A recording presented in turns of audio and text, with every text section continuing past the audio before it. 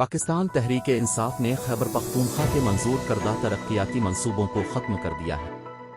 خیبر پختونخوا حکومت نے سابق وزیر اعلیٰ محمود خان کے دور میں شروع کیے گئے سوات کے ترقیاتی منصوبوں کو ختم کرنے کا فیصلہ کیا ہے۔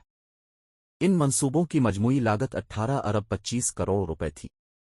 ان میں سیاحت کے 2 ارب روپے اور سیف سٹی سوات پروجیکٹ بھی شامل تھے۔ سابق حکومت کے دوران ان منصوبوں کو منظور کیا گیا تھا جن میں زرعی کمپلیکس، 100 مساجد کی تعمیر و مرمت، ضلعی محکمے کی عمارات، معذور افراد کی بحالی کا ادارہ اور خیبر میڈیکل یونیورسٹی انسٹیٹیوٹ شامل تھے۔